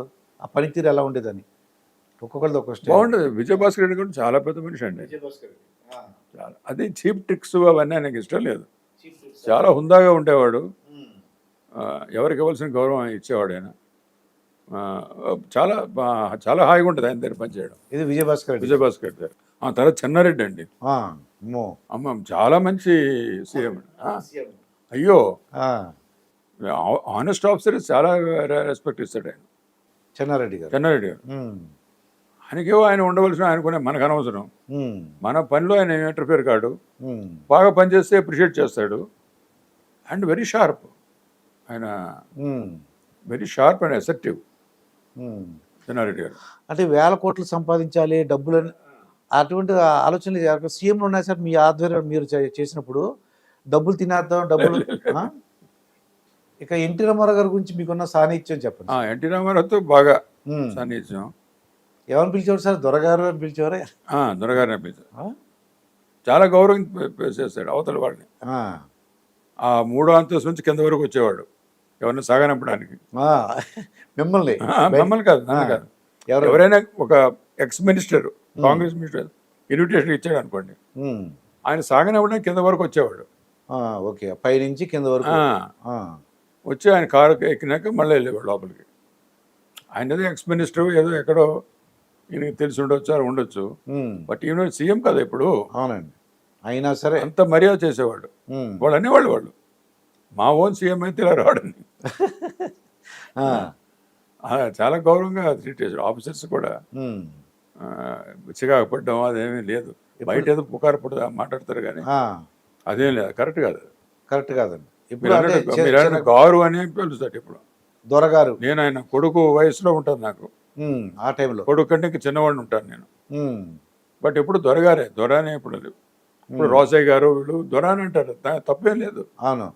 పరిచయంతో వెంగళరావు కూడా దొర అని పిలిచేవాడు, ఉమ్. కానీ ఆయన దొరగారు ఎన్టీ రామారావు గారు దొరగారు అని పిలిచారు అంతే. ఫిలిం ఫీల్డ్ కూడా అలాగే ఉండేవాడు, తెల్లవాళ్ళు లేచిపోయి రెడీ అయిపోయేవాడు. ఆఫీసర్స్ మీటింగ్ అంటే 5 గంటలు పెట్టేవాడు, 5 గంటలకు మీటింగ్. ఆ, అది మీరు తిట్టుకునేవారు సార్ అని తెల్లవారింటికి వెళ్ళడం చాలా కష్టంగా ఉండేది, కానీ మంచి బ్రేక్ఫాస్ట్ పెట్టేవాడు. మళ్ళీ బ్రేక్ 5 గంటలకి మళ్ళీ 8 o'clock కల్లా మళ్ళీ బయటపడేవాళ్ళం. బయటపడే ఇంటికి వచ్చి స్నానం వచ్చేసి మళ్ళీ ఆఫీస్కి వెళ్ళేవాళ్ళం. ఓకే, ముందు లేచి బ్రష్ చేసుకుని వెళ్ళిపోవడమే. ఓకే అండి. బికాజ్ ఆయన ఫిలిం ఫీల్డ్ నుంచి వచ్చాడు కదా, అదే అలవాట్లు ఇక్కడ కూడా కంటిన్యూ అయినాయి. అది మార్నింగ్స్ లేవడం. ఆఫీసులను ఎందుకు ఇబ్బంది పెట్టారు అని అనుకోలేదు ఆయన. మార్నింగ్ అంటే మార్నింగ్ అయినా నైట్ అయినా ఉండాల్సిందే, సీఎం కానీ పిఎం కానీ. మార్నింగ్ కాకపోతే నైట్ పెడతాడు ఇబ్బంది. అవునండి. ఇందిరాగాంధీ దగ్గర 11 వరకు ఆవిడ ఆఫీస్ వర్క్ చేసేది. సో ఆఫీసర్స్ ఉండాలి కదా. అవునండి. సో అది తప్పదు, ఎందుకంటే వాళ్ళ వర్క్ లోడ్ అలా ఉంటుంది. బట్ ఈయన మార్నింగ్ పెట్టుకునేవాడు. అవునండి. ఆయన 3:30 అంతకు లేచిపోయాడు, అంత తయారైపోయాడు. ఎన్టీ రామారావు గారు అంటే ఆహారపు అలవాట్లు ఎప్పుడైనా చూసారండి? ఆయన ఏం తింటారని? పెద్దగానే చూడలేదు. బ్రేక్ఫాస్ట్ తిన్నప్పుడు మీతో పాటు కూర్చునేవారా, లేకపోతే ఆయన వేరు మీ వేరు అంటారు? మేము వెళ్ళేటప్పటికి అయిపోయేవన్నీ, అన్నీ అయిపోవడం. అప్పుడే తినేసేవాడు. అంటే ఆయన జనరల్గా భోజనం శుభ్రం చేస్తాడు, అలవాటు ఆయనకి ఇంట్లో చేయడం. ఓకే. ఫిలిం ఫీల్డ్ నుంచి కూడా అదే అలవాటు, అదే ఇక్కడ కూడా చేసేవాడు. కొత్త కాదు, ఇల్లు అయిందే, ఫర్నిచర్ అయిందే, గవర్నమెంట్ ఏమీ తీసుకోలేదు. గవర్నమెంట్ రూపాయి తీసుకునేవాడు గవర్నమెంట్ నుంచి, రూపాయి శాలరీ. కార్లు ఆయనవే, గవర్నమెంట్ ఏవి కాదు. చాలా ఆనెస్ట్గా ఉన్నాడు కదా మరి ఆయన. కానీ ఇప్పుడు రూపాయి అంటారు కానండి, కొన్ని లక్షల కోట్లు తినేశారనేసి ఆరోపణలు అండి. దేశం మొత్తం కొద్ది సీఎంలు మధుకోడా గారు కానీ, కేజ్రీవాల్ సీఎంలుగా ఉండగా కేజ్రీవాల్ కానీ, అవునవును, మధుకోడా గారు కానీ, బీహార్ లాలూ ప్రసాద్ యాదవ్, ఎంతోమంది ఇప్పుడు సీఎంలు కేసులు కూడా అనుభవిస్తున్నారు కదా వాళ్ళు. అవునండి. ఈయన అసలు ఏమీ లేదు, ఈయన ఆస్తులన్నీ ఆయన సినిమా రంగంలో ఉన్నప్పుడు సంపాదించినవే. ఇళ్ళు కానీ, వాకిళ్ళు కానీ, లేకపోతే తోటలు కానీ. ఇప్పుడు గండిపేట కుటీరం కట్టాడు, ల్యాండ్ కొన్నాడు, కుటీరం కట్టాడు, ఆయన ఓన్ డబ్బు అది, ఓన్ మనీ, పార్టీ ఫండ్ కూడా కాదు. ఎన్టీ రామారావు గారు చిరాకు పడిన సందర్భాలు ఏమన్నాయండి? కోపం తెచ్చుకోవడం కానీ, ఆవేశపడడం? ఏదో 1-2 ఉంటాయి. పెద్ద కనబడినిచ్చేవాడు కదండి. అంటే ఎవరి మీద చికాగా తిట్టడం అది చేసేవాడు కాదు, ఫైల్ విసిరేయడం అలా లేదు. నెవర్ ఐఎమ్ సారీ బ్రదర్, నువ్వు ఇలా చేస్తావు అనుకోలేదు, ఏదో అంటాడు అంతే. ఐఎమ్ సారీ బ్రదర్, ఇలా చేస్తావు అనుకోలేదు అంటే చాలా బాధపడ్డాడు అనమాట ఆయన. మాకు అర్థం. జయప్రకాష్ నారాయణ గారితో ఇంటర్వ్యూ చేసినప్పుడు ఆయన ఏం చెప్పారంటే, ఫ్లోర్ బాగాలేదంట, దుమ్ము లేసిపోతుందంటండి. రిపేర్ అది జయప్రకాష్ నారాయణ గారు ఏం చెప్పారంటే, కొత్త ఫ్లోర్ వేద్దామని అన్నారట. ఎందుకు రిపేర్ చేస్తే సరిపోద్ది కదా అన్నారట ఆయన. ఎన్టీ రామారావు డబ్బులు వస్తే అంత అంటే గవర్నమెంట్. అవును. అంటే అంత సొంత దీంట్లో కూడా ఆయన చాలా జాగ్రత్తగా ఉండేవాడండి. ఇప్పుడు ఆ ఇంటికి ఎక్కడగా హ్యాబిట్స్ ఇల్లు అవన్నీ చూస్తే అన్ని కడప స్లాబే ఉండేది, తాండూరు స్లాబ్. ఓకే. ఈ ఏంటది ఈ మార్బుల్కి ఏమి లేవు, అయ్యేం లేవు. అవును. ఇక్కడ ఆఖరికి ఇల్లు కట్టాడు కదా ఇక్కడ, అక్కడ ఫిల్మ్ నగర్లో అండి, ఈ రోడ్ నెంబర్ 12లో. ఓకే అండి. అక్కడే ఆయన చనిపోయాడు. అది కట్టేటప్పుడు కూడా కొందరు అన్నారంటే, ఇవాళ మామూలుడే మార్పులు వేస్తున్నారు సార్, వేద్దామని. నేను నాకు అంత డబ్బు లేదయ్యా, మామూలుగా తాండూరు అయినా వేయి, లేకపోతే కడప స్లాబే, నాకు అవన్నీ వద్దు అనేవాడు. అంటే బేసిక్గా సింపుల్గా ఉండేవాడు. అందుకే గవర్నమెంట్ విషయాల్లో కూడా అలాగే ఉండేవాడు ఆయన. ఎక్కువ ఖర్చు వద్దు, అన్నీ నేను నా విషయంలో ఏది కాదు, నేను అన్ని పెట్టుకుంటాను. ఫ్లైట్లో వెళ్ళేటప్పుడు అండి ఆయన ఆర్డినరీ క్లాస్లో ఉండేవాడు. ఆర్డినరీ క్లాస్లో మామూలుగా ఇప్పుడైతే స్పెషల్ ఫ్లైట్లు ఇప్పుడన్నీ స్పెషల్ ఎయిర్క్రాఫ్ట్లు వెళ్తారు వీళ్ళు. మామూలుగా ఇప్పుడు ఇక్కడ నుంచి ఢిల్లీ వెళ్ళాలనుకోండి, అప్పుడు ఎయిర్ బస్ అని ఉండేది, అందులో ఎగ్జిక్యూటివ్ క్లాస్ అని ఒకటి ఉంటుంది. అవునండి. ఎంపీలు, మినిస్టర్లు, సీఎం వాళ్ళు అందులో వెళ్తారు, డబ్బున్న వాళ్ళు. మిగతా వాళ్ళు మామూలు సెకండ్ క్లాస్ అన్నట్టు. ఈయన ఎప్పుడు సెకండ్ క్లాస్లో ఫస్ట్ ఫ్లోర్లో కూర్చునేవాడు. అది సామాన్య ప్రజలతో పాటు దాంతో ఎంపీలు వాళ్ళందరూ వెళ్ళారు కదా ఢిల్లీ, ఆ, వాళ్ళందరికీ ఆ ఎగ్జిక్యూటివ్ క్లాస్లో రిజర్వేషన్స్ ఉంటాయి, అవును. కానీ అప్పుడు కూర్చునేవాడు కదా. వాళ్ళందరికీ ఆఖరికి వెళ్ళిపోయి ఎక్కడో ఖాళీ ఉన్న సీట్లు అక్కడ కూర్చునేవాడు. ఉమ్. ఎందుకంటే ఈయన ఇక్కడే ఉన్నాడు, ఈయన అది ఆయన మామూలుగా పేరు పెట్టుకొని ఎంపీలు అయ్యారు వీళ్ళంతా. ఉమ్, ఆయన అక్కడ కూర్చుని మనం ఎలాగా ఎగ్జిక్యూటివ్ క్లాస్లో కూర్చుంటాం అని వాళ్ళు వెళ్ళిపోయాడు, వెనక్కి వెళ్ళిపోయాడు. ఉమ్. నాకు ఎవరో చెప్పారండి, బిజినెస్ క్లాస్లో ఖాళీగా ఉంది వచ్చి కూర్చోమని అన్నారట ఎన్టీ రామారావు గారిని. లేదు నేను ఐ పేడ్ ఫర్ దిస్, నేను ఇక్కడే కూర్చుంటాను అన్న. లేదంటే ఖాళీగా ఉందని ఆ ఎయిర్ హోస్టెస్ గారు పిలిచారటండి. ఖాళీ కదా, ఆయనకు ఎంటైటిల్మెంట్ కూడా ఉంది కదా, అవునండి, ఎంటైటిల్మెంట్ ఉంది కదా, ఆయనకు అవకాశం ఉంది. గవర్నమెంట్ అవునండి. నీకు ఇస్తున్నారు కదా. ఉమ్. బట్ ఆయన ఈ అందులో ఫస్ట్ రోలో ఉండేవాడు. అవునండి, సో ఈ ఎమ్మెల్యే మినిస్టర్ ఆయనతో ఢిల్లీ వెళ్ళేవాడు ఉన్నారు కదా, అవునండి. వాళ్ళందరూ కంగారు పడిపోయి వెనకాల ఎక్కడో ఖాళీ సీట్లు ఉంటే ఉమ్. అక్కడికి వెళ్ళి కూర్చునేవాళ్ళు. కూర్చున్నాను. ఆ, మరి ఎప్పుడైనా సలహాలు ఇచ్చేస్తా, సలహా ఇస్తే తీసుకుంటారండి, ఇలాగ చేస్తే మంచిది ఇలా చాలా చాలా న్యూయర్ చెప్పడానికి చాలా అలాగా? చాలా ఆ? ఆ. అలా లేనే లేదు, అలాంటి వినేవారు. యాటిట్యూడే లేదానికి. ఉమ్. ఎవరైనా చెప్తే వింటారు. వింటాడు వింటాడు, విన్నాను. ఎవరు చిన్న మనిషి చెప్పినా వింటాడు. ఉమ్. మీరు ఇప్పుడు ఈ జగన్మోహన్ రెడ్డి గారి అడ్మినిస్ట్రేషన్ అది విన్నారా సార్, ఎప్పుడైనా చూసారా? నాకు అనుభవం లేదు. అనుభవం లేదు. అనుభవం లేదు, చాలా చిన్నవాడు కదా. అవునండి. అంటే ఇప్పుడు ఆయన సీఎం అయిన తర్వాత విశేషాలు తెలుసుకున్నారా ఏమన్నా? ఆయన సీఎం అయిన తర్వాత ఎవరో చెప్పడం వల్ల కానీ మరి నేను అంటే చూడలేదు. ఆయన ఆధ్వర్యంలో చంద్రబాబు నాయుడు గారిని జైలుకి పంపించారు ఆయన, ఏదో కేసులు పెట్టి. అవునవును అవునవును. ఆ. అప్పుడు ఏమనిపించింది సార్ అది, మీరు అంటే మీకు తెలుసు కదా ఆయన. అంటే అంటే ఇవన్నీ కొంచెం ఉమ్. వెంటికి టూ నేస్తూనే చేస్తారు కదా.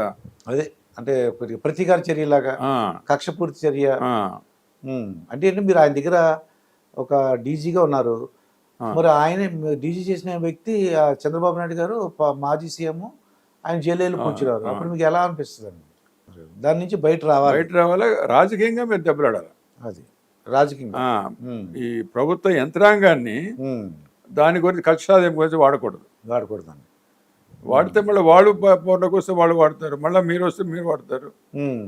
ఇది ప్రజలకి చాలా ఇబ్బందిగా ఉంటుంది, అసౌకర్యంగా ఉంటుందండి. ప్రజలకి కూడా చూడడానికి బాగుండదు. ఇది డెమోక్రసీ కదా. అవునండి. అలా అది అది అందుకే అలాంటి విషయాల్లో విజయభాస్కర్ రెడ్డి కూడా చాలా ఇది మనకు ఆదర్శం. అవునండి. విజయభాస్కర్ రెడ్డి విషయంలో ఏదో క్రికెట్ టోర్నమెంట్ చేస్తే టికెట్ కొనుక్కున్నారటండి ఆయన. కొనుక్కుంటాడు ఆయన. సీఎం గారు అయితే అసలు మామూలుగా వెళ్ళిపోవచ్చు. స్పోర్ట్స్ చాలా ఇంట్రెస్ట్ ఆయనకి. ఆ. ఇక చంద్రబాబు నాయుడు గారి గురించి చెప్పండి సార్, మీరు మీ మాటలు, మీరు ఆయన. చంద్రబాబు నాయుడు ఆ. చాలా క్లియర్ హెడెడ్ మనిషి అండి ఆయన. ఉమ్. మంచి రాజకీయ నాయకుడు, దిశానిర్దేశం చేస్తాడు. ఉమ్. ఒక ఒక టార్గెట్ పెట్టుకుంటాడు, 1 yearలో ఇది సాధించాలా, 2 yearsలో సాధించాలా, 5 yearsలో సాధించాలా, విజన్. ఉమ్. సో దాని ప్రకారం ప్లాన్స్ అన్నీ ఉంటాయి, దాని ప్రకారం చేయాలని ఉంటాడు. అలాంటి అడ్మినిస్ట్రేషన్ మంచిదని నా ఉద్దేశం. విజన్ లేకుండా ఏదో రోజుకు ఒక స్టేట్మెంట్ ఇచ్చుకొని ఉమ్. ఏదో ఇది చేస్తాం అది చేస్తాం అని అనుకుంటే అంటే 5 సంవత్సరాలు అయిపోద్ది, లోపల ఏమీ కాదు. మీకు ఏదో నిర్దిష్టమైన కొన్ని హద్దుల్లో పెట్టుకొని ఉమ్. ఇదిగో ఇది ఫస్ట్ ఇయర్ ఇది సాధిస్తాను, సెకండ్ ఇయర్ ఇది సాధిస్తాను అని, ఇరిగేషన్ కానివ్వండి, ఎడ్యుకేషన్ కానివ్వండి, ఉమ్. ఏ శాఖలో అయినా ఇవి మన టార్గెట్లు ఇవి. అవునండి. సో గవర్నమెంట్ అంతా, మినిస్టర్లు, యంత్రాంగం ఈ టార్గెట్ గురించి పనిచేయాలి. ఉమ్. ఆయన పోలీసు కూడా పెట్టాడు. అది సీఎం ఉన్నప్పుడు మీరు కూడా ఒక 3 days సదస్సు పెట్టండి, డిసెంబర్ నేను వచ్చి అడ్రస్ చేస్తాను, మీరు కొన్ని టార్గెట్ పెట్టుకోండి, నెక్స్ట్ ఇయర్ ఏది ప్రాధాన్యత ఏ క్రైమ్కి ఇస్తారు, విజన్ ఉండాలి, విజన్ అది ఎలాగ ట్యాకిల్ చేస్తారు, మొత్తం రాష్ట్రం అంతా అదే దృష్టిలో వర్క్ చేయాలి. ఇలాంటివి పెట్టాడు. నేషనల్ పోలీస్ అకాడమీ కూడా పెట్టాడు.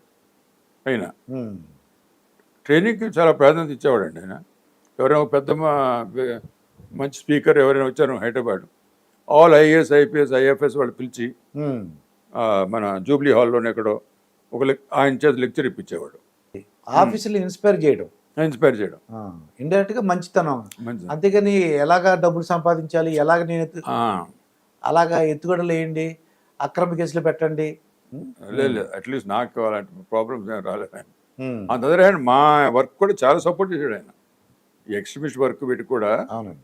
ఆయన దిశానిర్దేశం ఉండబట్టే మేము వీ కుడ్ వర్క్ హార్డ్. ఉమ్.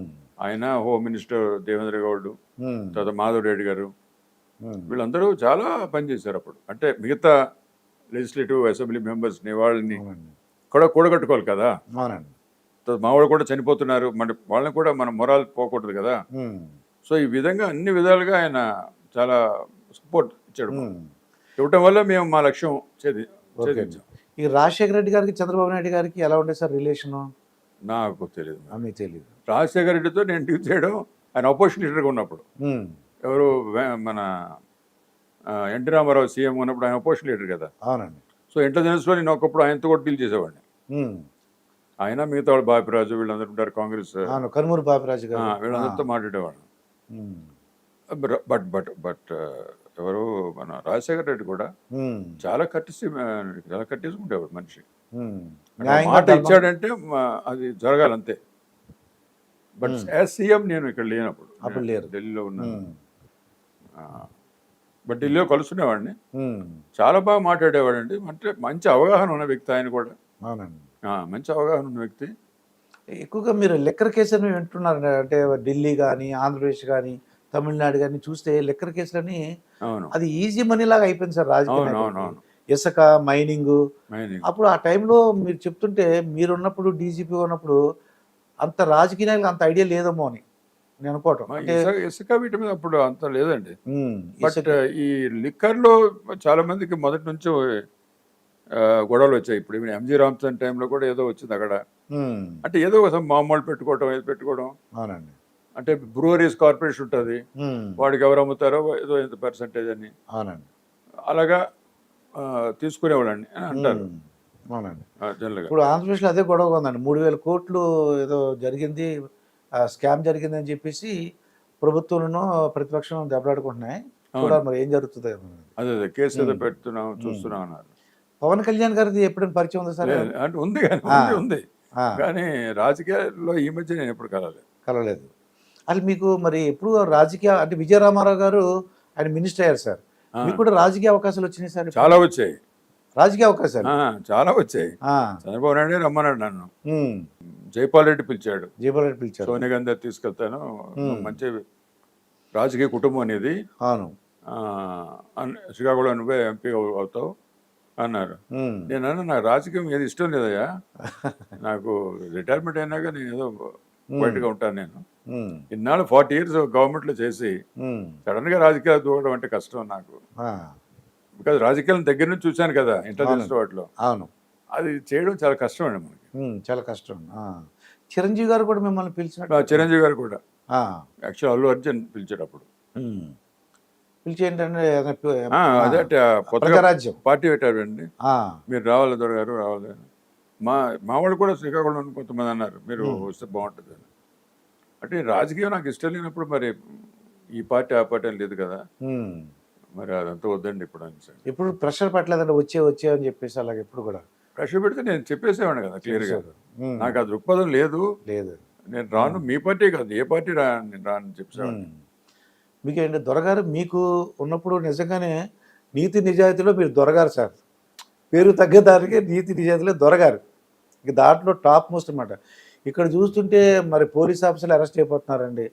ఇక్కడ కూడా తెలంగాణలో కూడా సార్ ఇది టెలిఫోన్ ట్యాపింగ్ అని పోలీస్ ఆఫీసర్లు, అవునవును టెలిఫోన్ ట్యాపింగ్ అని, అది ఎంతవరకు జరిగింది అన్నది మీకు తెలుస్తుంది, మీ సోర్సెస్ మీకు తెలిస్తే చెప్తారు. అక్కడ ఏమో డీజీపీ స్థాయిలో ఉన్న వాళ్ళు పిఎస్ఆర్ ఆంజనేయులు కూడా చాలా దురదృష్టం, చాలా దురదృష్టం. బట్ అదే మరి మన ప్రవర్తన, మన నిబద్ధత వాటి బట్టి ఇవన్నీ ఏమైనా డబ్బులు అంటే అప్పుడు పాత వాళ్ళకి డబ్బులు సంపాదించే ఐడియా లేదనుకుంటున్నాను సార్ నేను. ఇప్పుడైతే బాగా ఎలా డబ్బులు సంపాదించాలి, 1000 కోట్లు ఎలాగా అనేది నేను అనుకుంటున్నాను నేను పర్సనల్గా. అప్పుడు వాళ్ళకి అది లేదు, ఆఫీసర్లు కానీ. లేదు కరెక్టే, నువ్వు నిబద్ధతో నువ్వు పనిచేసి నీ పనిలో నీ శ్రద్ధ పెట్టి నీ పనిలో నీ కంట్రోల్ ఉంటే నువ్వు రాజకీయాన్ని చెప్పేటట్టు ఉండాలా. మన రాజకీయ నాయకులు ఎక్కువ మంది మంచివాళ్ళు, ఎక్కువ మంది, ఏదో ఒక 10% ఉండొచ్చు కొంచెం కంటాంకరస్, మిగతా 90% మంచివాళ్ళు. నా అనుభవం, మీ అనుభవం, మనం సరిగా చెప్పే విధానం చెప్పాలి వాళ్ళకి, అంతే చెప్పే విధంగా చెప్పాలి. చెప్తే డెఫినెట్గా మన మాటకు విలువిస్తారు. బట్ ఆ స్థితిలో మనం ఉండాలి. అది అంటే ఈయనే ఏదో దొంగతనం ఏదో లంచాలు తీసుకుని ఉందనుకోండి, ఇది వీడు ఇంకో ఆఫీసర్లు ఎందుకు భయపడతారంటే ఏసీబీ వాళ్ళతో అరెస్ట్ చేపిస్తాను, నువ్వు దాంట్లో డబ్బులు తినేసో ఇలా ఉన్నాడు ఆల్రెడీ ఈ ఆఫీసర్. ఇంకా తప్పులు చేయమని చెప్తే చేసేస్తాడు, ఎందుకంటే లేకపోతే ఏసీబీని పంపిస్తారని అదో భయం ఉంటుంది. ఏదో ఉండదు, గవర్నమెంట్లో ఉన్నారు వాళ్ళు ఏదైనా చేస్తారని ఒక భయం ఉండొచ్చు. భయం ఉండొచ్చు. ఇప్పుడు ఎల్వి సుబ్రహ్మణ్యం గారు ఉన్నారు, ఆయన నీతి ఏసీబీ కదా ఎవరు వచ్చినా భయపడ్డాడు. భయపడి ఎందుకు భయపడాలా, ఇదే నీతి నిజాయితీ మంచి ఆఫీసరే. మీరు ఈ పోలీస్ డిపార్ట్మెంట్ జాయిన్ అయినప్పుడు ఎంత సార్ మీకు శాలరీ ఎంత వచ్చిందండి? ఒక 500 రూపీస్ ఉంటుంది అప్పుడు. 500 రూపీస్ 1965. 65లో. ఏ పోస్టులో జాయిన్ అయ్యారు సార్? ఏఎస్పీ జాయిన్ అయ్యారు. ఐపీఎస్ ఆఫీస్ అందరూ ఏఎస్పీ. అప్పుడు మా మదర్ దగ్గరికి వెళ్ళి ఎలా చెప్పారు సార్ మమ్మీ? ఆమె మరి పట్టించుకోలేదు. అంటే పోలీస్ ఆఫీసర్కి వెళ్ళి యూనిఫామ్లో జీప్ దిగి ఆమె ఏంటంటే ప్రజలకు సేవ చేయాలనే దృక్పథం ఉండేది ఆవిడకి. నా శాలరీ అంతా నేనేం చేస్తున్నానో పట్టించుకోలేదు.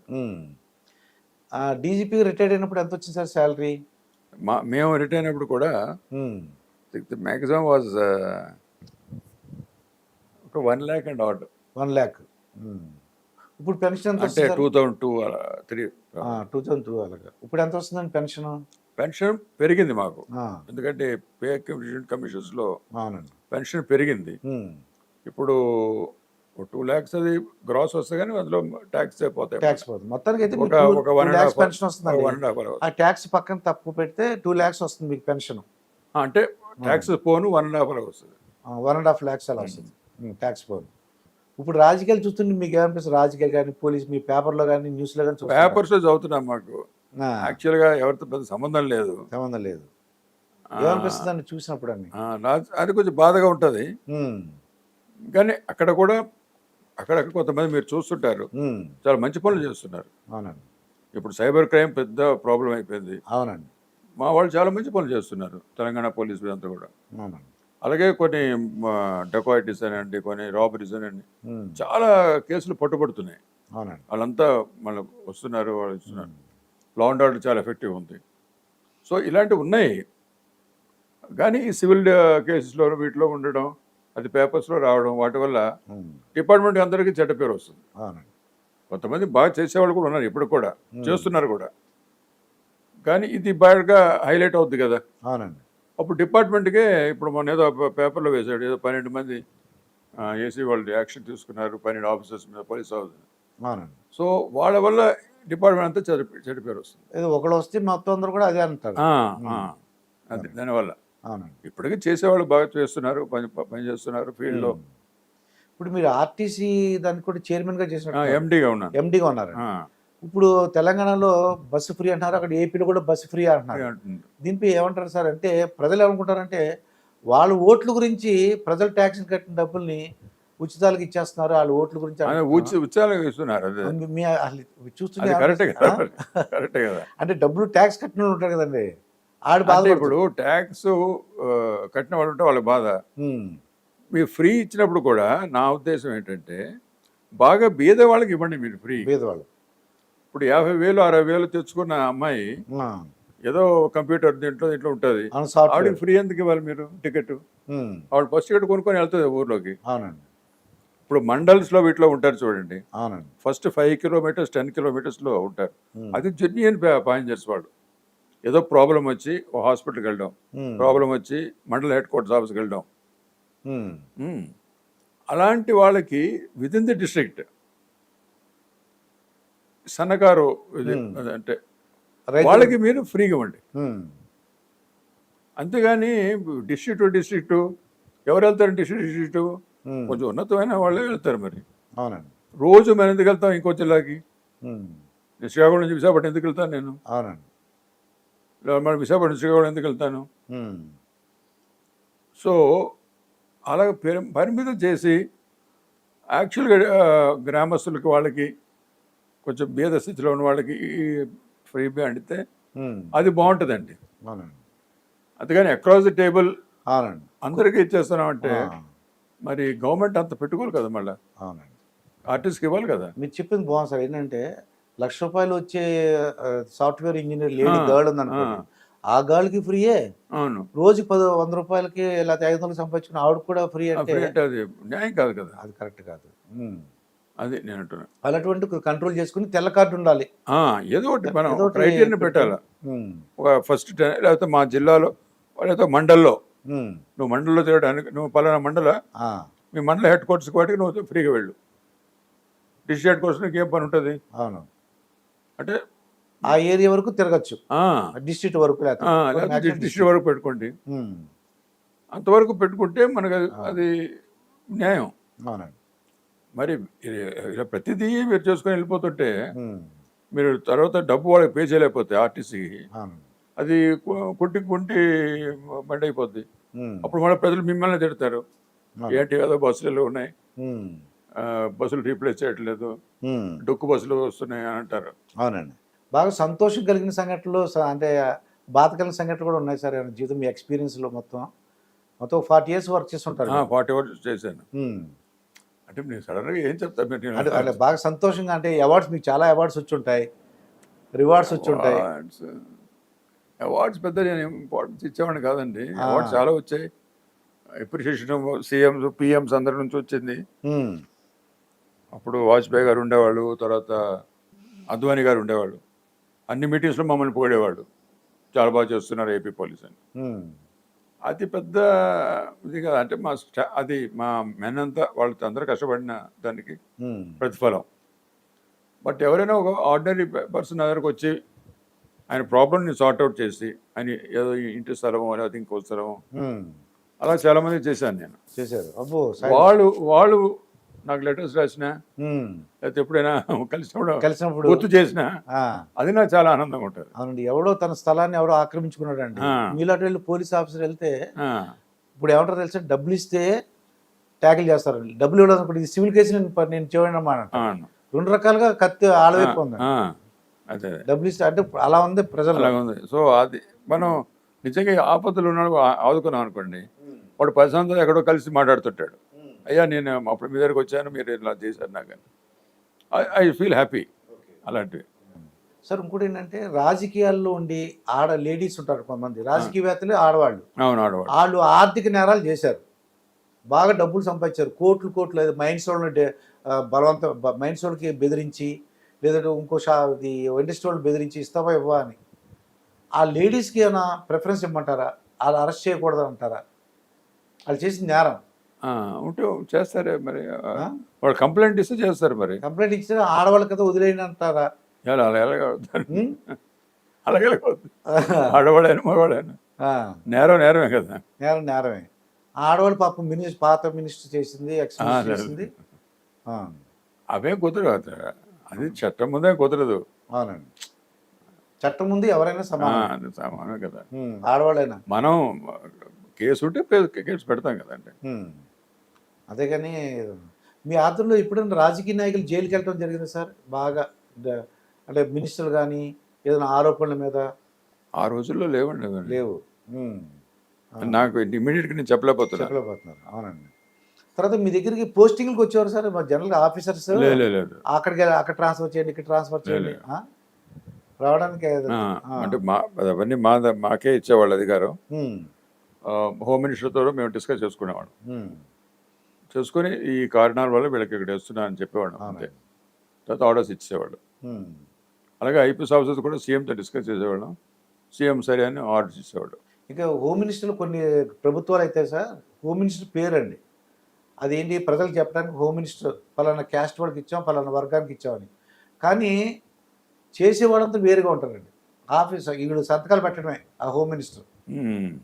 మీరు విన్నారో లేదో నాకు తెలియదు.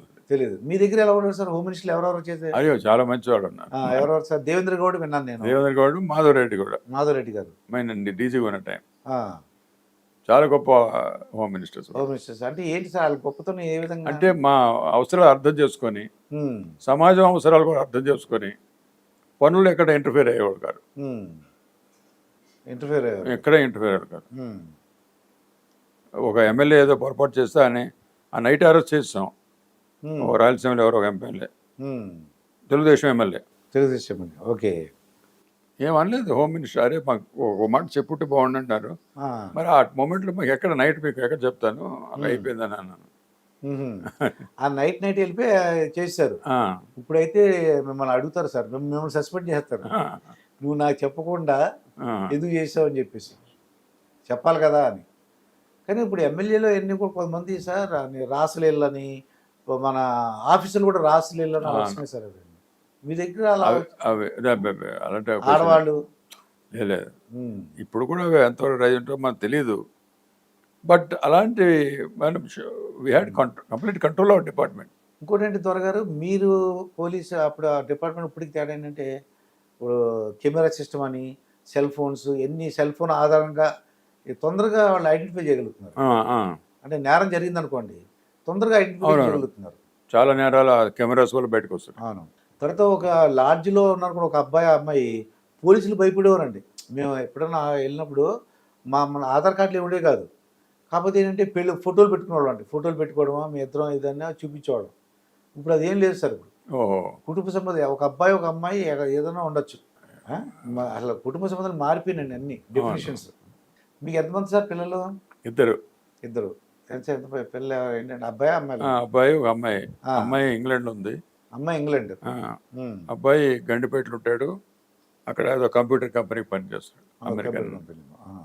వాళ్ళు ఇంట్రెస్ట్ చూపించలేదండి పోలీస్ డిపార్ట్మెంట్కి రావాలి? అబ్బాయి మాత్రం చూపించలేదు. అంటే మీరు చెప్పలేదా లేదంటే? నా వైఫ్ చెప్తుండేది వాళ్ళకి, కానీ వాళ్ళు ఏమాత్రం చూపించలేదు. మేడం గారు ఏం చెప్పారండి? పోలీస్ డిపార్ట్మెంట్ రమ్మని చెప్పారా? చెప్పారు. కానీ వాళ్ళు తెలియండి, వాళ్ళ ఇంట్రెస్ట్ వాళ్ళకు ఉంటుంది. ఇంకా పవన్ కళ్యాణ్ గారితో పరిచయాలు ఉన్నాయి సార్ ఎప్పుడన్నా? అంటే ఒకటి రెండు సార్లు కలిసామండి. కలిసారు అంటే ఆయన చిన్నప్పుడు, ఇంకా నేను డీజీగా ఉన్నప్పుడు, అంటే ఆయన చిన్న వయసు కదా. అవును. ఏదో ఫంక్షన్కి రమ్మన్నారు, రవీంద్ర భారతి అది వెళ్ళాను. ఈ మధ్య మాత్రం నేను కలవలేదు. ఈ మధ్య కలవలేదు. కానీ మీరు తెలుస్తారులేదు, మంచి వ్యక్తి. అంటే మీరు చూడటం ఎలా ఉంది సార్? ప్రభుత్వం, చంద్రబాబు నాయుడు ప్రభుత్వం కానీ ఇక్కడ రేవంత్ రెడ్డి బాగుందని అంటున్నారండి. చంద్రబాబు బాగానే నడిపిస్తున్నారు, బ్యాలెన్స్డ్గా ఉందంటున్నారు. తర్వాత మోడీతో కూడా మంచి సంబంధాలు ఉన్నాయి. అవునండి. So government of India help కూడా బాగా వస్తుంది కదా. సో దానివల్ల ఆంధ్ర కొంచెం బాగుపడడానికి అవకాశం ఉందని అనుకుంటున్నాను. నాకు ఉన్న ఏంటంటే చంద్రబాబు నాయుడు గారు ఎక్కువ ఆఫీసర్లు అది ఇంటర్వ్యూ చేసినప్పుడు నాకు తెలిసిందండి, పొద్దు నుంచి సాయంకాలం వరకు 10 to ఈవినింగ్ 8 వరకు పెడతారండి. లంచ్ అనేది పెడతారు. అనవసరం అవన్నీ, అంత లాంగ్ మీటింగ్ అక్కర్లేదు. అక్కర్లేదు. మన చాలా డీటెయిల్స్లోకి వెళ్తాడు ఆయన. ఇప్పుడు ఏదైనా సలహా ఉంటే కాబట్టి చెప్తే సరిపోతుంది. అవునవును. వీళ్ళు మార్నింగ్ 10 నుంచి నైట్ 8 వరకు అంటే కొద్దిగా ఇబ్బందిగా ఉంటుంది. వాళ్ళే ఫీల్డ్లోకి వెళ్ళి పనిచేయాలి కదా మళ్ళీ. అవునండి. సో అంతసేపు అక్కర్లేదు. సీఎం లెవెల్లో మ్యాక్సిమం 2 hours 3 hours అంతే. సబ్జెక్ట్ బట్టి అంతే. ఇంకా మీ డైలీ రొటీన్ ఎలా ఉంటుంది సార్? డైలీ రొటీన్ ఎన్ని గంటలు వేస్తారు? ఇప్పుడు రిటైర్ అయిపోగా ఇప్పుడు నా ఇష్టం కదా. మీ ఇష్టం. జనరల్గా అంటే మీరు పోలీసు ఇంకా ఒక రెగ్యులర్గా అంటే 6:30 లేస్తాను, 6:30 లేస్తారు, కొన్ని ఎక్సర్సైజ్ చేస్తాను, న్యూస్ పేపర్ చదువుతాను. తర్వాత నేను సత్సాయి ఆర్గనైజేషన్లో ఉన్నాను. సో ఏవో సేవా కార్యక్రమాలు వాటిలో కొంచెం పార్టిసిపేట్ చేస్తుంటాను. ఎందుకంటే మా చిన్నప్పుడు మా తెలిసిన వాళ్ళు ఐజే నాయుడు గారు కూడా చీఫ్ సెక్రటరీ చేసి ఆయన సత్యసాయిబాబు గారు దాంట్లోకి వెళ్ళారు. అవునవును, చాలా డివోట్ ఆయన. ఐజే నాయుడు అని ఫ్యామిలీ అంతా నాకు తెలుసు బాగా. వాళ్ళందరూ నాకు బాగా తెలుసు. అవునండి. మరి 3 పూట్ల భోజనం చేస్తారా లేకపోతే? లేదు, భోజనం చేస్తాను. 3 పూట్ల normal vegetarian food. Vegetarian, non vegetarian కాదండి. మానేసాను, ఎప్పుడో మానేసాను. జనరల్గా పోలీస్ ఆఫీసర్ అంటే లావుగా ఉండి పెద్ద పొట్టేసుకుంటారు, కానీ మీరు చాలా స్లిమ్గా ఉన్నారు. ఎంత సార్ ఇప్పుడు వయసు? 80 years. కానీ ఇంకొక 20 years మీరు నెమ్మదిగా చాలు. ఇదే ఎక్కువ సంవత్సరాలు అనిపిస్తున్నాయి. లేదు సార్, అంటే ఏం లేదు, మీ సలహాలు కొన్ని మీ సూచనలు అటువంటి అవకాశం కూడా ఇవ్వండి సార్, మంచివి.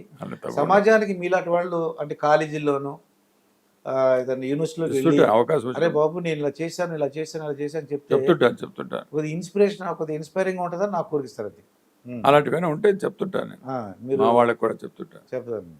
పోలీస్ ఆఫీసర్, ఎందుకంటే ఇప్పుడు వచ్చిన పోలీస్ ఆఫీసర్ కూడా మీరు చెప్పినట్టు రిక్రూట్మెంట్ అంతా చాలా బాగుంటుందండి. మా రిక్రూట్మెంట్ అంతా సిన్సియర్గా కరెక్ట్గా చేస్తారు. అందుకు చాలా తక్కువ స్థితిలో ఉన్నవాళ్ళు కూడా వచ్చేస్తారు. మీరు హోమ్ మినిస్టర్ ఎవరు అన్నారు? మాధవరెడ్డి గారు, దేవేంద్ర గౌడ్ గారు. నేను డీజీ కొన్నప్పుడు. అంతకుముందు సార్, అంతకుముందు మామూలుగా ఇంకెవరన్నా వాళ్ళు? చాలా మంది హోమ్ మినిస్టర్ ఉండేవాడు. అంత ఇంపార్టెంట్ అంటే రాజకీయంగా అంత ప్రామినెంట్ పీపుల్ కారు. అంత వెయిట్ ఉండేది కాదు వాళ్ళకి. ముఖ్యంగా సీఎం చూసుకునేవాడు ఎక్కువ.